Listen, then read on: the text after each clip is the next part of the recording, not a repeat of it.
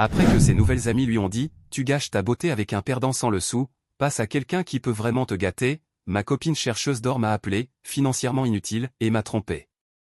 Elle a fini par rire en disant « Enfin, je sors avec quelqu'un de mon niveau au lieu de cette blague fauchée. » Alors, j'ai démoli sa fausse vie, et maintenant, elle pleure devant ma porte. Salut tout le monde, avant de commencer la vidéo du jour, j'ai besoin de votre aide. On a remarqué que la chaîne perd un peu de vitesse, et s'abonner est l'un des meilleurs moyens de nous soutenir. C'est rapide, gratuit, et ça nous aide à continuer à vous offrir du super contenu. Votre soutien compte énormément. Faisons grandir cette chaîne ensemble. Merci infiniment. Maintenant, lançons la vidéo. Accrochez-vous Reddit, celle-ci est longue, mais je vous promets que ça vaut le coup d'être lu. Résumé à la fin pour ceux qui veulent la version rapide, mais vous manquerez tous les détails croustillants. Salut Reddit, lecteur de longue date, premier post. Je n'aurais jamais cru écrire une de ces histoires de vengeance, mais nous y voilà. Tout cela s'est déroulé au cours de l'année passée et s'est terminé il y a environ 4 mois. Les noms ont bien sûr été changés, mais tout le reste est 100% vrai. J'essaie encore de tout digérer, mais mes amis m'ont convaincu que vous apprécieriez cette saga. Laissez-moi vous dresser le portrait. Moi, un homme de 29 ans, je possède un atelier de réparation de motos personnalisé à Denver, Colorado. Oui, je sais ce que vous pensez, encore une histoire de mécano, mais écoutez-moi bien. Mon atelier est spécialisé dans les Harley vintage et les modèles personnalisés. J'ai des clients qui viennent de tout le pays parce que je sais reconstruire des moteurs que d'autres mécaniciens refusent de toucher. On parle de types qui possèdent des collections valant des millions et qui ont besoin de quelqu'un capable de faire la différence entre une Knucklehead de 1936 et une Panéade de 1947. J'ai reconstruit des moteurs pour des stars de cinéma, des milliardaires de la tech et même quelques athlètes professionnels passionnés de motos anciennes. Je ne suis pas tombé dans ce métier par hasard. J'ai passé 6 ans à travailler pour d'autres ateliers, à apprendre tout ce que je pouvais sur la mécanique moto, la fabrication et la restauration. J'ai économisé chaque centime, vécu dans un studio en mangeant des nouilles instantanées, et j'ai fini par acheter le bâtiment de mon atelier actuel quand l'ancien propriétaire est parti à la retraite.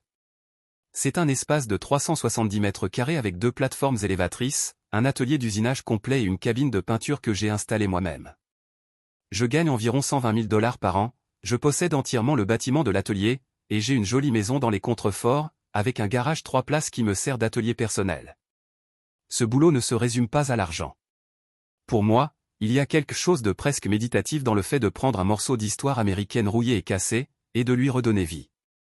L'an dernier, j'ai restauré une Panéade de 1948 qui n'avait pas démarré depuis 30 ans. Le propriétaire a pleuré en entendant le moteur rugir à nouveau pour la première fois. Ces machines ont une âme, et je suis juste le gars qui les aide à retrouver leur voix. Je ne suis pas tapa accent grave-l'œil, riche, mais je suis à l'aise. J'ai environ 70 000 $ d'économie, pas de dette sauf mon prêt hypothécaire, et j'aime vraiment mon travail. Il y a quelque chose de satisfaisant dans le fait de réparer une machine brisée et de la faire ronronner comme un chaton. Mes mains peuvent être sales, mais mon compte en banque reste propre. Il y a environ 18 mois, j'ai rencontré Madison. Elle avait 24 ans, travaillait à temps partiel en donnant des cours de yoga dans l'un de ses studios chics du centre-ville, appelé Zen Balance.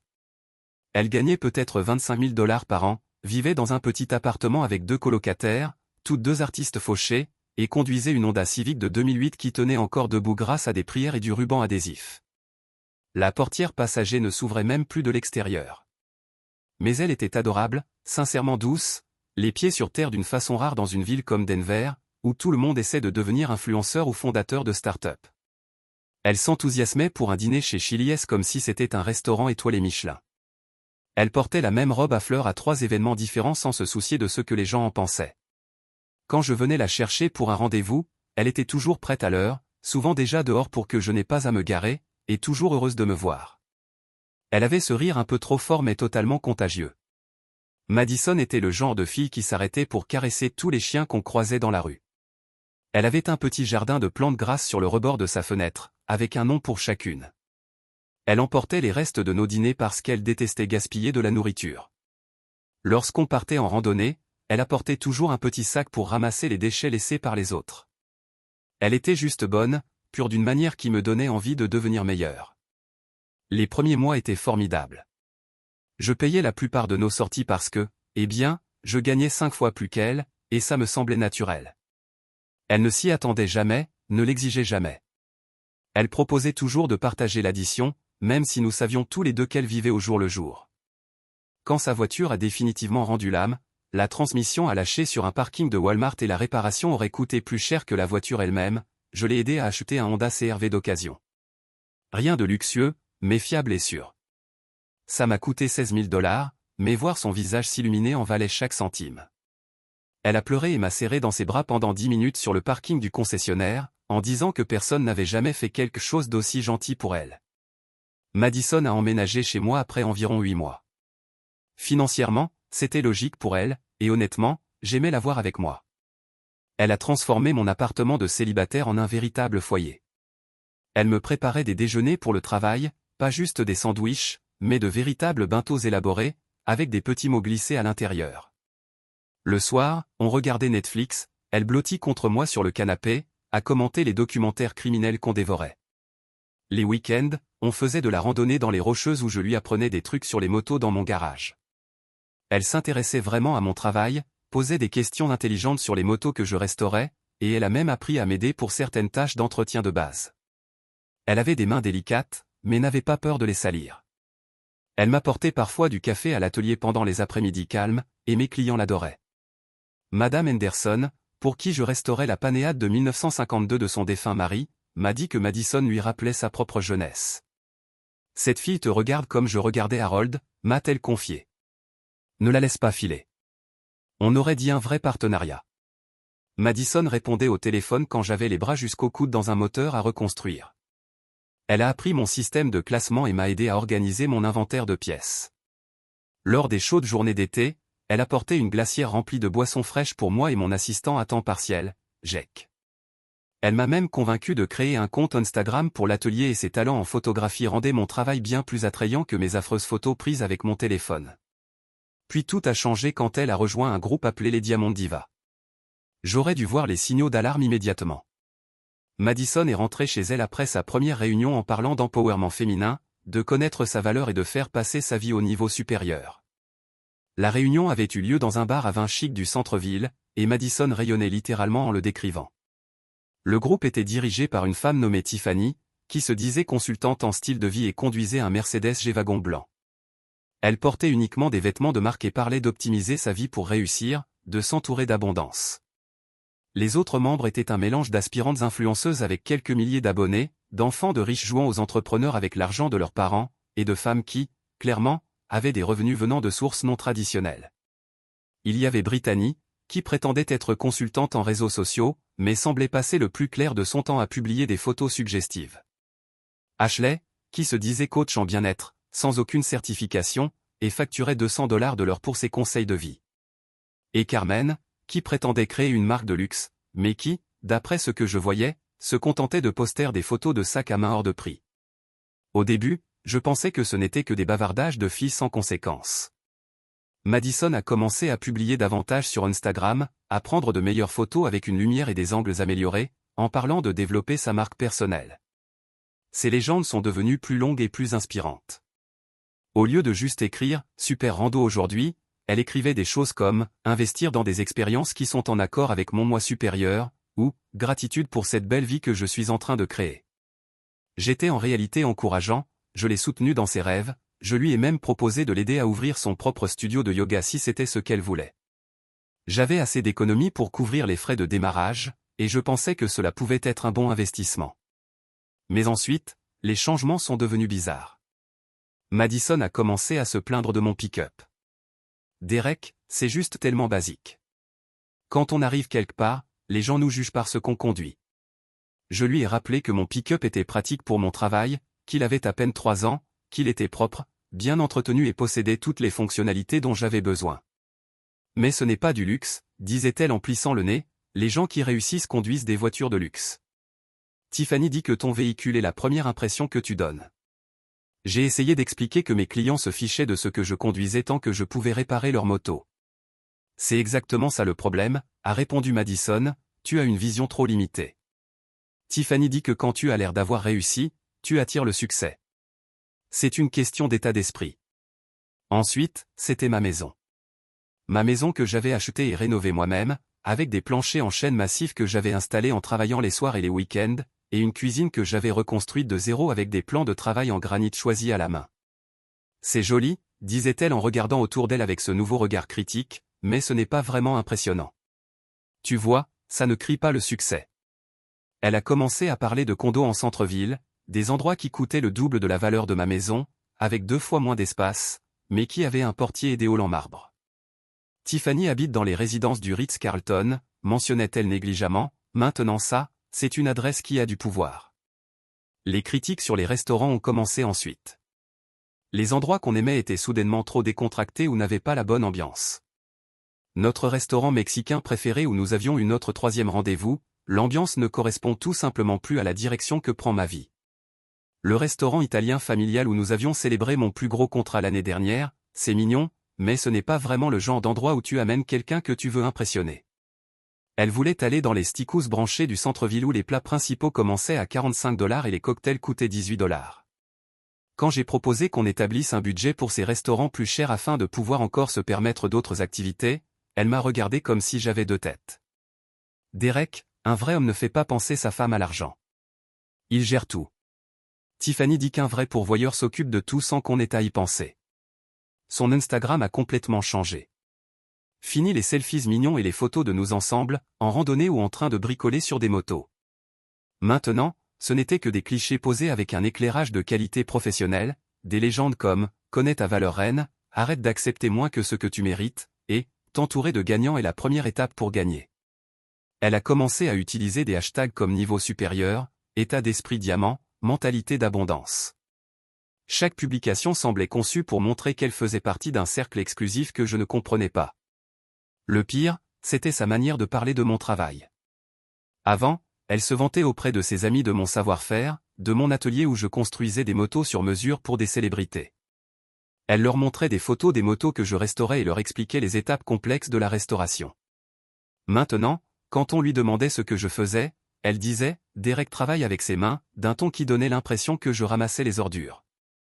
Lors d'un dîner avec certaines de ses collègues du studio de yoga, quelqu'un a posé une question sur mon atelier et Madison s'est empressé de répondre « Il est en train de passer à un rôle plus axé sur l'investissement », ce qui était une totale nouveauté pour moi.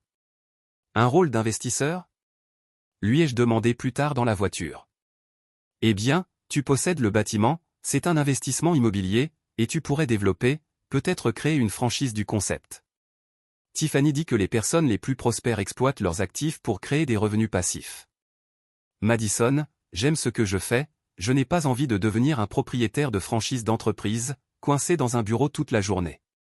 HM, mais pense au potentiel, tu pourrais avoir des ateliers dans 5 villes, embaucher des gérants pour les diriger et simplement encaisser les bénéfices. Ce n'est pas qui je suis. Peut-être est-il temps de réfléchir à qui tu pourrais devenir. J'ai essayé de lui parler de ces changements.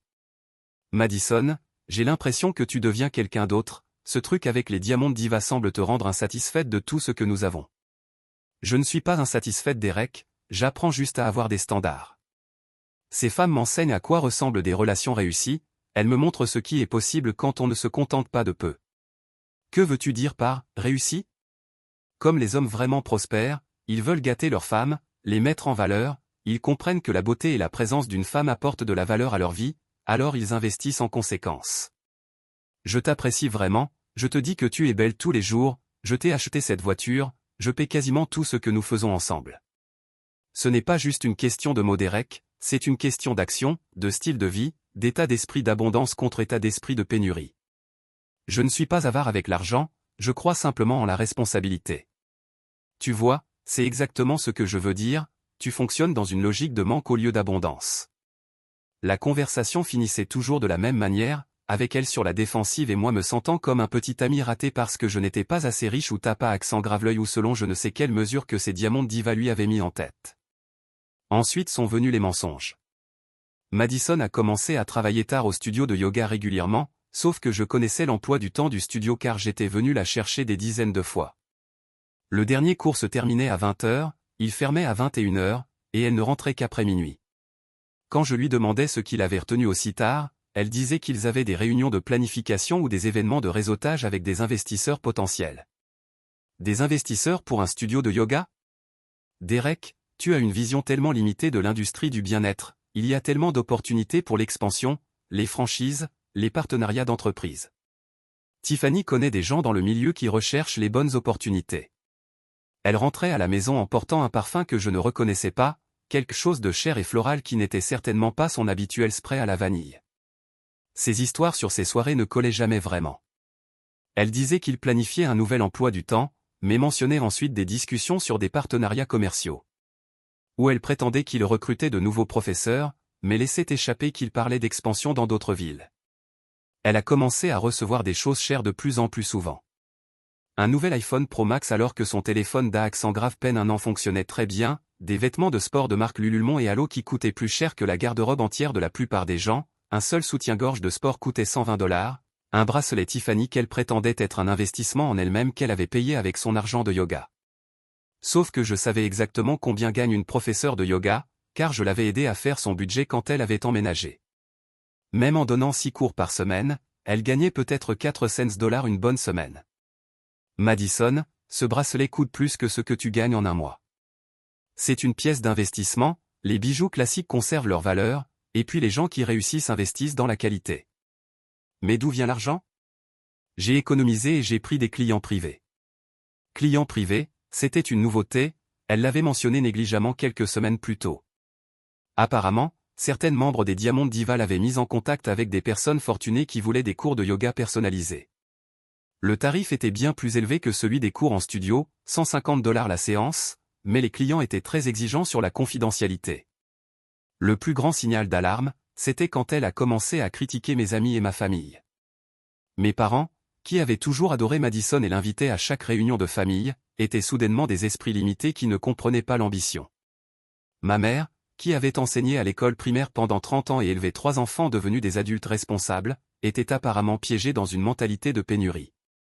Mon père, qui avait construit une entreprise de plomberie prospère à partir de rien et envoyé tous ses enfants à l'université, manquait de vision. Mes amis du lycée me retenaient, selon elle, car ils étaient à l'aise dans la médiocrité. Pourtant, c'étaient des types avec qui j'avais grandi, avec qui j'avais été témoin à leur mariage, fêté leur promotion et la naissance de leurs enfants. Mike était pompier, Tony enseignait les mathématiques au lycée, Steve dirigeait l'entreprise de construction familiale. Tous de bons hommes avec des carrières solides et des familles heureuses. Mais apparemment, leur amitié était toxique pour ma croissance personnelle. Elle ne voulait pas venir à la fête d'anniversaire de ma sœur parce que ce seraient encore les mêmes gens ennuyeux qui parlent de leurs vies ennuyeuses. Ma sœur Jessica, qui était infirmière praticienne et venait tout juste d'acheter sa première maison avec son mari. Mais selon la nouvelle vision du monde de Madison, à moins que quelqu'un ne soit en train de manifester le luxe et l'abondance, il ne valait pas son temps. Mais le véritable coup de grâce fut la Saint-Valentin. J'avais organisé ce que je pensais être une soirée parfaite. J'avais réservé une table dans son nouveau restaurant préféré, cher et branché, Steak and Genuine, où le menu fixe coûtait $95 par personne. Je lui avais acheté un magnifique collier chez un créateur de bijoux local, en or blanc avec un petit pendentif en diamant, qui m'avait coûté près de 8 cents. J'avais même prévu une livraison de roses à son studio de yoga dans la journée pour que ses collègues les voient. J'étais en retard de quelques minutes pour aller la chercher parce que j'étais resté plus longtemps à l'atelier pour finir une commande urgente sur une Sportster de 1965 pour un client qui arrivait de Californie le lendemain matin. Mais je l'avais appelée pour la prévenir que j'étais en route. Quand je suis arrivé à la maison, Madison n'y était pas. Je l'ai appelée et elle a répondu d'une voix agitée, avec un bruit de fond qui ressemblait à celui d'un restaurant bondé. Oh Derek, je suis désolé, les Diamond Diva ont eu une réunion d'urgence à propos de notre retraite à venir. Je serai à la maison dans environ 1 heure, je te le promets. Le jour de la Saint-Valentin? Quelle sorte d'urgence? Les affaires ne s'arrêtent pas pour les jours fériés, chérie, c'est important pour mon avenir, pour notre avenir. Cette retraite pourrait m'ouvrir des opportunités incroyables. Elle n'est rentrée qu'après 22 heures. Notre réservation était évidemment perdue. J'avais dû appeler pour annuler et abandonner la compte. Elle est entrée en portant une robe que je n'avais jamais vue auparavant, noire, moulante, probablement plus chère que le paiement mensuel de mon pick-up, et elle empestait un parfum coûteux qui n'était clairement pas le mien. L'odeur était masculine, sophistiquée, et s'accrochait à elle comme si elle avait été collée contre quelqu'un qui le portait. Je suis désolé Derek, la réunion a duré bien plus longtemps que prévu, mais regarde, m'a-t-elle dit en me montrant son téléphone avec enthousiasme, nous avons planifié cette retraite incroyable à Aspen. Je pourrais même devenir ambassadrice Diamond Diva, tu te rends compte? J'étais blessé, mais j'ai essayé de sauver la soirée. Ce n'est pas grave, je comprends, les affaires sont importantes. Commandons à emporter et regardons un film. J'ai quelque chose pour toi. Je lui ai tendu la boîte à bijoux.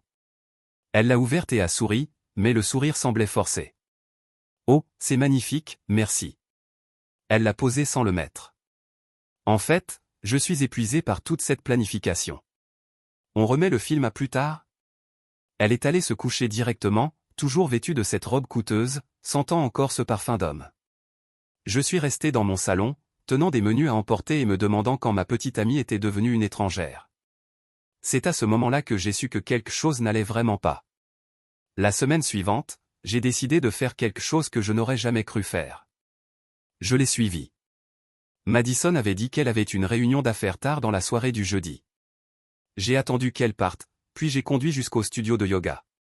Sa voiture n'y était pas, le studio était sombre, le parking vide, à part quelques voitures appartenant à des locataires des bureaux à l'étage. J'ai fait le tour du centre-ville et j'ai trouvé sa voiture garée devant le Fleming's Steakhouse, le restaurant le plus cher de la ville, où les entrées commencent à $20 et les steaks coûtent $65. Je me suis garé de l'autre côté de la rue et j'ai attendu, me sentant comme un voyeur, mais ayant besoin de savoir ce qui arrivait à la femme que je croyais vouloir épouser. À 21h30, Madison est sortie du restaurant main dans la main avec un homme que je n'avais jamais vu. Cheveux argentés, costume hors de prix, probablement âgé d'une quarantaine d'années, et cette posture assurée typique des gens riches. Il ne faisait pas que se tenir la main, ils se touchaient comme des amants.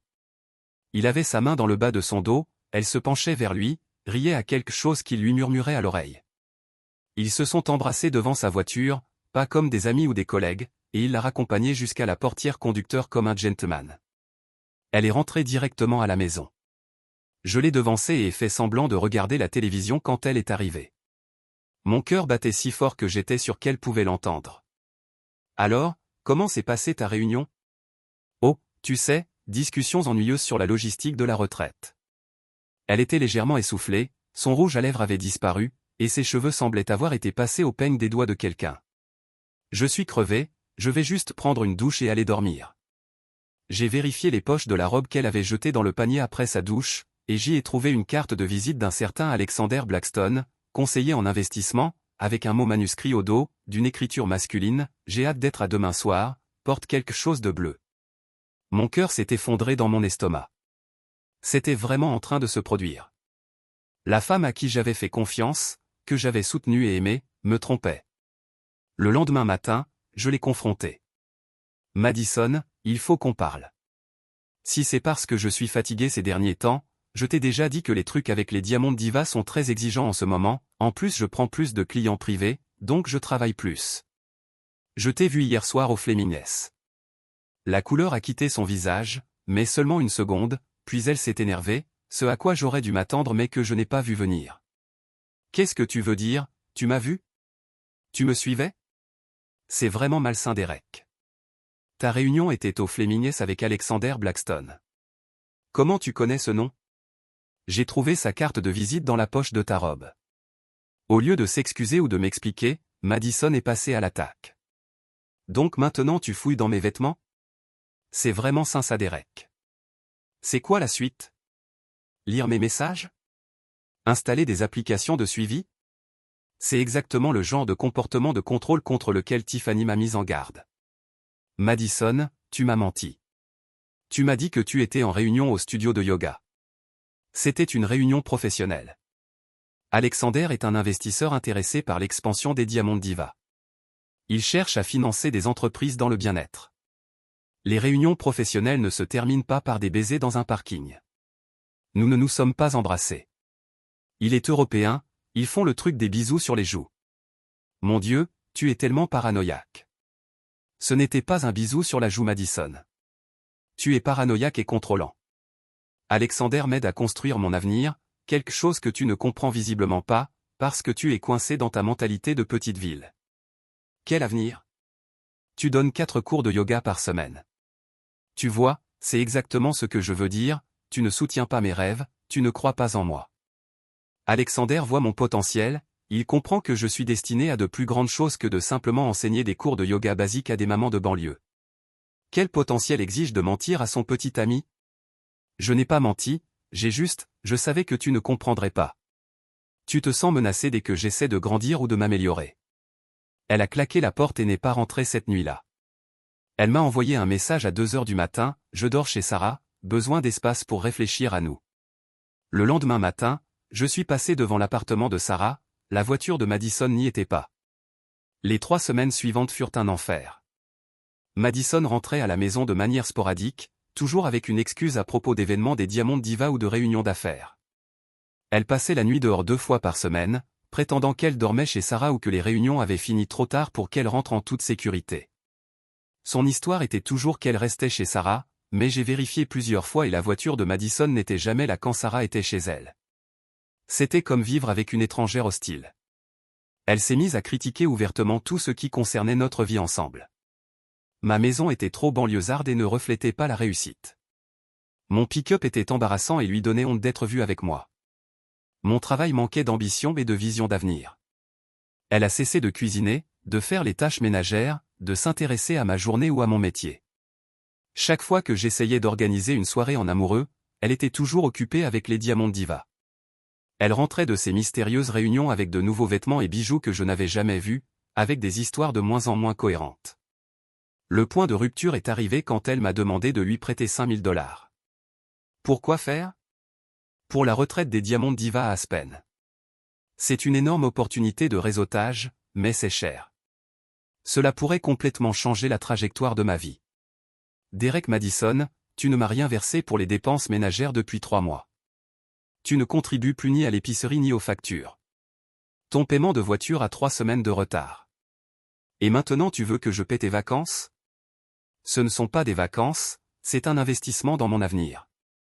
Mon Dieu Derek, c'est exactement ce que je disais, tu penses tellement petit, tu ne vois pas la vue d'ensemble. $5000, ce n'est rien pour les gens qui réussissent. Ça ne l'est pas? Alexander a déjà proposé de payer, mais je pensais devoir demander à mon petit ami en premier. J'essayais de t'inclure dans la décision. Mon sang s'est glacé. Alexander a proposé de payer ton voyage? Il croit en moi, il voit ma valeur. Il comprend qu'investir dans les bonnes opportunités génère des retours. Madison, tu t'entends? Un autre homme propose de payer tes vacances. Ce n'est pas ce que tu crois, tu déformes tout, tu rends ça malsain alors que c'est juste du business. Alors explique-moi comment c'est du business. Tu sais quoi? Laisse tomber. Je vais laisser Alexander s'en occuper. Au moins lui, il soutient mes rêves au lieu de remettre en question chaque opportunité qui se présente. Cette nuit-là, elle a fait ses valises et est partie. Cette fois, elle n'a même pas fait semblant avec l'histoire de Sarah. Je reste chez Alexander quelques jours, on doit réfléchir à ce qu'on veut. Le mot m'a étranglé. Je veux dire, je dois réfléchir à ce que je veux. Cette relation me retient Derek. Je ne peux pas grandir si je dois constamment justifier mes choix à quelqu'un qui ne comprend pas ma vision. Madison, tu es en train de rompre avec moi? Je ne sais pas, j'ai besoin d'espace pour réfléchir à mon avenir, au genre de vie que je veux. Elle est partie mais elle a gardé sa clé de chez moi, laissé la moitié de ses affaires. Elle me gardait comme plan B pendant qu'elle décidait si cet autre type en valait la peine. La semaine suivante, j'ai à peine eu de ses nouvelles. Puis son Instagram a explosé. Elle a publié un long message qui m'a mis hors de moi. Mesdames, je viens d'apprendre la leçon la plus importante de ma vie, ne vous contentez jamais d'un homme qui ne correspond pas à votre énergie. J'étais avec quelqu'un qui essayait de me contrôler et de me faire sentir coupable de vouloir mieux. Il se sentait menacé quand j'ai commencé à m'élever et à rencontrer des gens qui réussissent. Certains hommes ne supportent pas qu'une femme connaisse sa valeur. Ils veulent vous garder petite pour se sentir grand. Eh bien devinez quoi? J'en ai fini de jouer petit. J'en ai fini d'accepter la médiocrité. Je mérite un homme qui célèbre mon succès, pas quelqu'un qui en est intimidé. Actuellement, j'explore de nouvelles connexions avec des personnes qui comprennent que la vie est une question d'abondance, pas de pénurie. Mesdames, s'ils n'ajoutent rien à votre vie, alors ils vous en enlèvent. Connaissez votre valeur et exigez-la. Connaissez votre valeur. Élevez-vous. Diamond Diva ayant remplacé un garçon fauché. Mentalité d'abondance complète. Énergie de reine. Elle a posté ça avec une photo d'elle dans une robe coûteuse que je n'avais jamais vue, portant des bijoux qui semblaient coûter plus que ce que je gagne en un mois, assise dans ce qui ressemblait à l'intérieur en cuir d'une voiture de luxe. Mon téléphone a explosé. Amis, famille, collègues, même ma mère m'ont appelé pour me demander ce qui s'était passé. Madison m'avait fait passer pour un perdant fauché et contrôlant qui ne supportait pas son succès. Tous ceux qui nous connaissaient pouvaient voir la publication parce qu'elle avait identifié nos amis communs et utilisé des balises de localisation de lieux à Denver. Le post comptait des dizaines de commentaires de membres des Diamond Diva et d'inconnus l'encourageant pour avoir quitté cette relation toxique et amélioré sa vie. J'étais humilié, en colère, mais surtout j'en avais fini. Si Madison voulait jouer, j'allais lui montrer ce que sont de vraies conséquences. Je suis un propriétaire de petite entreprise. Tu ne survis pas dans ce monde sans apprendre à faire des recherches sur les gens, vérifier les références et confirmer les histoires. J'ai des contacts dans divers secteurs grâce à des années passées à bâtir mon entreprise, et j'étais sur le point de tous les utiliser. D'abord, je me suis renseigné sur Alexander Blackstone. Alexander n'était pas exactement celui qu'il prétendait être. Oui, c'était un conseiller en investissement, mais il travaillait pour une entreprise de taille moyenne en centre-ville, et gagnait un bon salaire, probablement autour de 80 000 $ par an, pas les millions que Madison croyait sans doute. Sa voiture de luxe était une BMW série 3 en leasing, pour laquelle il était en retard de paiement. Pour les dîners luxueux et les cadeaux, il maxait ses cartes de crédit et avait ouvert plusieurs nouveaux comptes au cours des 6 derniers mois. Mais le plus fort, c'est qu'Alexander était marié. Pas divorcé, pas séparé, marié. Sa femme vivait à Boulder, à environ 30 minutes de là. Ils avaient 2 enfants, une fille de 10 ans et un garçon de 7 ans, et un prêt hypothécaire sur une maison modeste dans un quartier de classe moyenne. J'ai trouvé leur photo de mariage, datant de 3 ans, sur Facebook. Elle était institutrice. Ils allaient ensemble aux réunions parents-profs, prenaient des vacances familiales à Yellowstone ou Disneyland. Ils menaient une double vie complète, jouant aux célibataires prospères tout en maintenant une famille dans la banlieue. Et Madison n'était pas sa seule conquête. Grâce à une enquête méticuleuse sur les réseaux sociaux et à des recoupements, j'ai découvert au moins 2 autres femmes qu'Alexander encadrait dans leurs projets professionnels. L'une était une étudiante de 23 ans nommée Brianna, qu'il était censé aider à lancer sa carrière de mannequin. Son Instagram était rempli de photos dans des restaurants et hôtels chers, toujours géolocalisés dans la région de Denver, toujours avec de nouvelles tenues. L'autre était une agente immobilière divorcée nommée Vanessa, qu'il conseillait en investissement. Elle postait à propos de son mentor d'affaires qui l'aidait à faire grandir son portefeuille. Les 3 femmes avaient des récits similaires sur leur réseau. Toutes 3 étaient choyées par cet investisseur prospère qui croyait en leur potentiel. Toutes pensaient être spéciales, l'élu, celle qui deviendrait sa petite amie sérieuse. Mais je n'avais pas fini mes recherches. Je me suis intéressé à la soudaine richesse de Madison, ses vêtements coûteux, ses bijoux, ses dîners dans des endroits qu'elle ne pouvait pas se permettre avec un salaire de prof de yoga. Par l'intermédiaire d'un ami travaillant dans l'industrie hôtelière du centre-ville, j'ai découvert qu'elle participait à quelque chose appelé « rendez-vous d'accompagnement » via un service haut de gamme appelé Elite Connection. Ce n'était pas de la prostitution, mais des rencontres rémunérées. Des hommes riches, souvent mariés ou en visite d'affaires, payaient entre 300 et 500 $ pour être accompagnés par une femme séduisante à des dîners d'affaires, des événements caritatifs ou des soirées où ils avaient besoin d'une partenaire.